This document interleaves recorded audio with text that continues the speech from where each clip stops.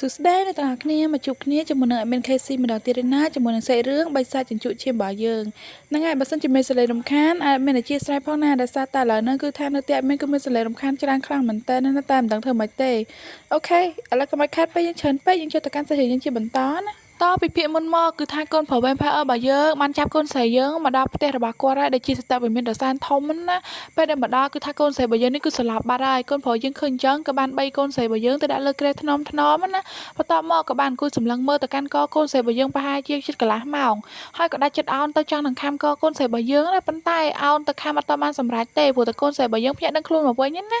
អូយនេះចង់ធ្វើស្អីហ្នឹងនេះលោកកុំចង់បឺនជក់ឈាមខ្ញុំមិនសោះណាខ្ញុំអត់អាចឲ្យលោកបឺនជក់ឈាមបានទេព្រោះតែខ្ញុំគឺជាខ្ទើយទេបើសិនជាលោកបឺនជក់ឈាមទៅប្រយ័ត្នតែឆ្លងរោគខ្ទើយពីខ្ញុំទៅថាម៉េចរោគខ្ទើយយ៉ាត្រូវហើយខ្ញុំគឺជាខ្ទើយចឹងហើយបើសិនជាលោកបឺនជួយឈាមខ្ញុំមកប្រយ័ត្នតែលោកឆ្លងរោគខ្ទើយតែទៅលោកអញ្ចឹងអើ Vampire កំឡុះសង្ហារបស់យើងនេះមានជាការជ្រួញចាមែនតើប៉ុន្តែពេលហ្នឹងគាត់ហាក់បីដូចជាអត់ជឿទេអ្នកនរគ្នាអើយគាត់ក៏បានសម្លឹងមើលទៅមុខកូនស្រីរបស់យើងមកសន្ទុះហើយក៏បានមើលការភ្នែករបស់កូនស្រីរបស់យើងហើយស្រាប់តែពេលហ្នឹងមិនដឹងថាកូនប្រុសរបស់យើងដឹងរឿងអីទេក៏បានលើកកូនស្រីរបស់យើងឲ្យទម្លាក់មកវិញណាធ្វើឲ្យកូនស្រីរបស់យើងនឹងគឺថាឈឺខ្លាំងមែនតើពេលដែលងើបមកក៏បានស្រែកជេរទៅកាន់ Vampire កំឡុះសង្ហារបស់យើងនឹងខ្លាំងណាណែអាពេល Vampire ឈួតនេះឯងទម្លាក់យើងខ្លាំងបែបនោះបើសិនតែមកបាក់កងងាប់តើឯងនឹងបានបើយុឈាមខ្ញុំដែរឬក៏អត់ណែបើអាចប្រយ័ត្នតែខ្ញុំទៅចងកឬក៏ទៅអាកខ្លួនឯងងាប់បើមិនអញ្ចឹងទេខ្ញុំនឹងលើកថ្នាំបំពុលខ្លួនឯងស្លាប់នៅពេលដែលឯងបើយុឈាមហើយឯងនឹងឆ្លងរោគងាប់នឹងទៅតាមខ្ញុំដែរហើយ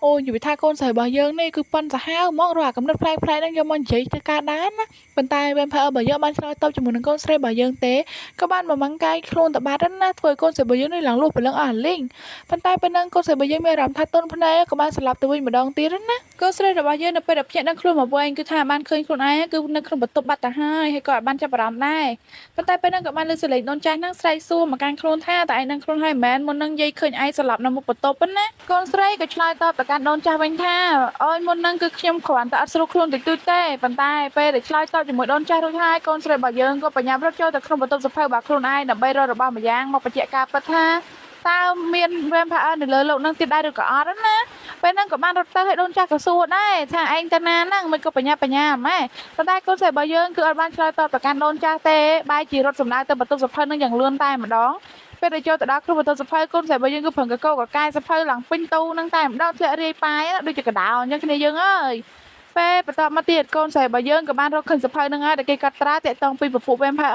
ហ្នឹងណាហើយនៅក្នុងគឺគេកត់ត្រាថា Vampire នៅពេលដែលមានយុបពេញបរមីគឺថាបច្ចាន់ប្រែពណ៌ជាឈាមគឺពពួក Vampire ហ្នឹងនឹងចុះខ្សោយប៉ុន្តែពេលហ្នឹងបើសិនជាមា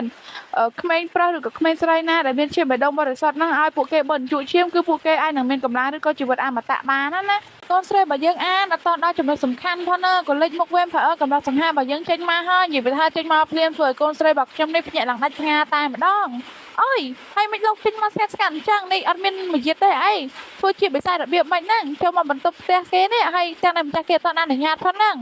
ឯងកុំចាត់ដល់រឿងរបស់ពួកយើងច្រើនពេកប្រយ័ត្នងាប់ទៅនិយាយហើយក៏បានកញ្ឆក់យកសភៅនឹងទៅបាត់ហើយក៏មិនបាំងកាយទៅបាត់ទៀតណាកូនស្រីរបស់យើងនេះឡើងលួសព្រលឹងឡើងមិនចេះតិចនិយាយថាទៅមកលឿនដូចជាភ្នែកតោចឹងហើយណាគេទប់ជាប់លោកព្រះហ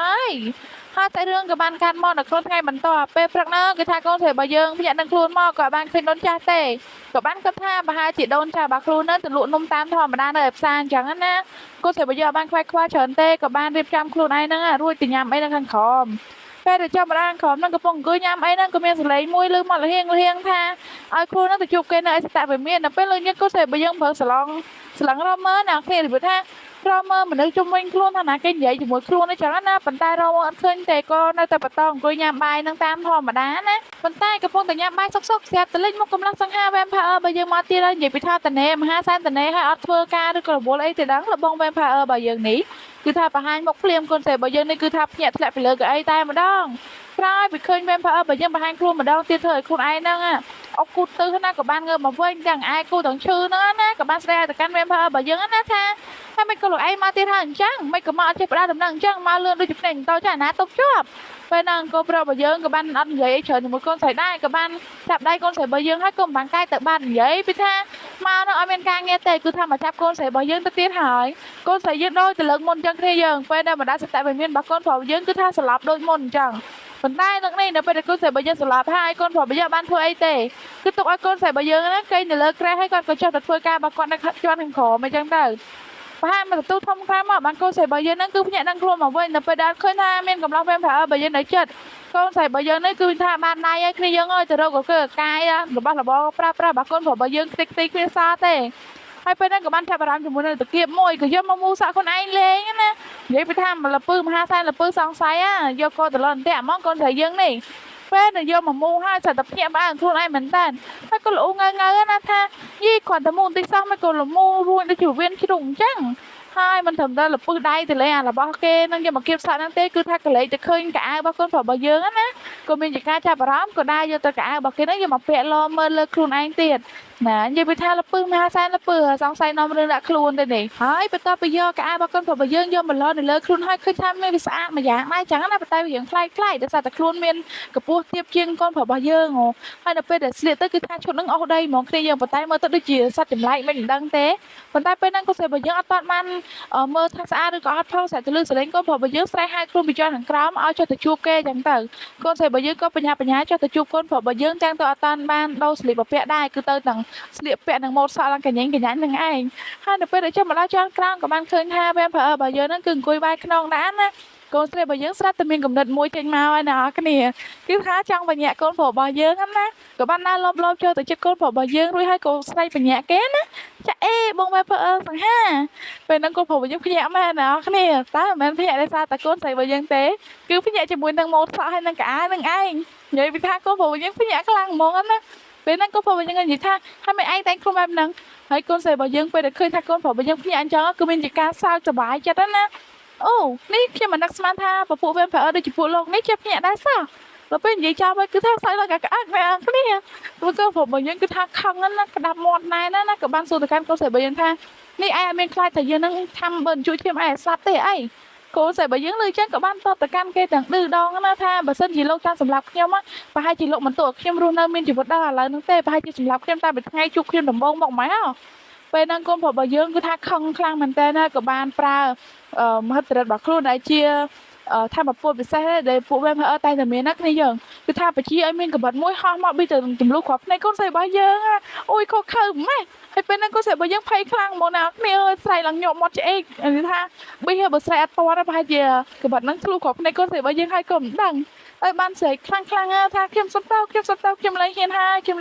ើយកូនប្រុសរបស់យើងក៏បានបជាកូនស្រីរបស់យើងថាឲ្យហៅគាត់ថាជាលោកម្ចាស់ណែមានជាការបជាគេឲ្យហៅលោកម្ចាស់ទៀតហើយពេលហ្នឹងកូនប្រុសរបស់យើងក៏បានបជាឲ្យកបិតហ្នឹងធ្លាក់ចុះមកវិញណាបន្ទាប់ពីកបិតធ្លាក់ចុះហើយកូនប្រុសរបស់យើងក៏បានប្រាប់កូនស្រីរបស់យើងថាបើឯងចង់មានជីវិតរស់ហើយនឹងគ្រួសារបើឯងមានក្តីសុខឬមួយក៏មានជីវិតសុខសាន្តណាឯងត្រូវតែមកធ្វើជាអ្នកបម្រើនៅក្នុងផ្ទះនេះគឺជាអ្នកបម្រើកញ្ចេះដាច់ថ្លៃរបស់យើងប្រើឲ្យធ្វើអីត្រូវតែធ្វើហ្នឹងហាមប្រកែកជាដាច់ខាតលឺអញ្ចឹងកូនស្រីរបស់យើងក៏បាននិន្ទាកូនប្រុសយើងនៅក្នុងចិត្តណាថាអាពេលមិនប្រើនេះឈួតទេអីបើមិនឈួតណាក៏ឡាប់ដែរនេះប្រុងប្រើខ្ញុំឲ្យមកជូតសម្អាតនៅក្នុងភូមិគ្រឹះនឹងតែម្នាក់ឯងហីភូមិគ្រឹះនឹងធំស្គមស្កៃបងចង់ឲ្យខ្ញុំជូតសម្អាតមួយជីវិតទៀតប្រហែលជាមិនស្អាតទេមកទៅនោះហើយកូនប្រុសរបស់យើងគឺថាមើលធ្លុះចិត្តកូនស្រីរបស់យើងក៏បាននិយាយថាឯងឈប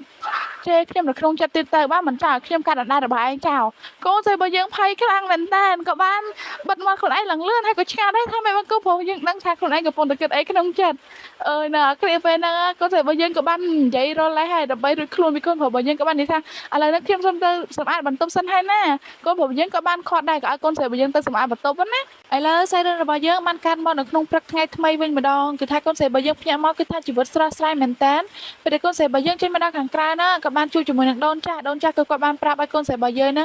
ទៅបេះស្លឹកតើយជាមួយនឹងផ្លែឈើខ្លះមកពួកគាត់យកមកធ្វើនំហើយនឹងយកមកធ្វើដំណាប់អីចឹងណាពេលដែលលឿនអញ្ចឹងកូនស្រីរបស់យើងក៏បានកណ្កត្រកមួយដើម្បីទៅចំការដើម្បីបេះស្លឹកតើយជាមួយនឹងផ្លែឈើណាប៉ុន្តែនៅតាមផ្លូវដើរទៅបេះស្លឹកតើយជាមួយនឹងផ្លែឈើនឹងកូនស្រីរបស់យើងគឺមានកំណត់ប្លែកចេញមកទៀតហើយក៏បានលួចគិតនៅក្នុងចិត្តថ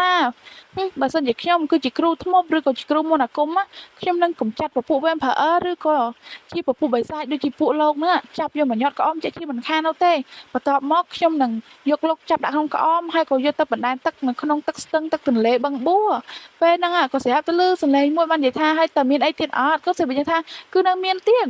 អូយហើយមិនក៏លុកមកទៀតហើយលុកមកតាំងពីពេលណា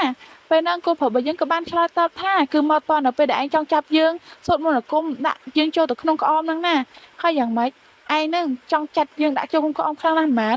គឺអត់ទេគឺខ្ញុំលែងហ៊ានហើយគឺខ្ញុំលែងហ៊ានហើយខ្ញុំសន្យាថាខ្ញុំនឹងលែងហ៊ានគិតគំនិតអាក្រក់ទៅលើលោកបងអស់មិនមែនទេគឺ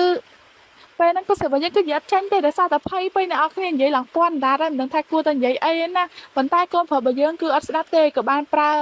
មហិទ្ធិឫទ្ធិរបស់ខ្លួនហ្នឹងធ្វើឲ្យកូនស្រីរបស់យើងនេះគឺថាហោះស្ទុយទៅលើចុងឈើណាពេលហ្នឹងកូនស្រីរបស់យើងហ្នឹងគឺថាភ័យខ្លាំងមែនតើហ្មងព្យាយាមស្រែកគេហ្នឹងដាក់ខ្លួនចុះវិញព្រោះតែខ្លួនអត់ចេះឡើងដើមឈើហើយក៏អត់ចេះចុះដែរប៉ុន្តែកូនប្រុសរបស់យើងគឺអត់ស្ដាប់ទេគឺនៅតែសួរថាតើឯងហ្នឹងឈប់គិតកំណត់អាក្រក់មកលើខ្ញុំទៀតដែរឬក៏អត់កូនស្រីរបស់យើងក៏បានសុំវល់ណាថាកុំលេងអីឈួតអញ្ចឹងខ្ញុំសុំវល់កុំធ្វើបាបខ្ញុំបែបហ្នឹងអីកំពុងតែភ័យសុំវល់ទៅកាន់កូនប្រុសរបស់យើងក៏ស្រាប់តែមានសត្វស្វាមួយណាគ្នាគឺថាវាលោតមកធ្វើកូនស្រីរបស់យើងភ័យខ្លាំងមែនតើក៏បានធ្លាក់ពីលើដើមឈើហ្នឹងមកណាកូនស្រីរបស់យើងធ្លាក់មកហ្នឹងគឺអត់ទាន់ដល់ដីទេដោយសារតែបានកូនប្រុសរបស់យើងហ្នឹងទ្រជាប់ណាពេលហ្នឹងកូនស្រីរបស់យើងក៏បានយំមកណាគ្នាអូយណាកូនស្រីយើងពេលហ្នឹងពេលហ្នឹងកូនស្រីរបស់យើងខឹងកូនប្រុសយើងខ្លាំងមែនតើក៏បានយំហ្នឹងណា មនុស្សអាក្រក់មិនក៏ធ្វើបាបខ្ញុំអញ្ចឹង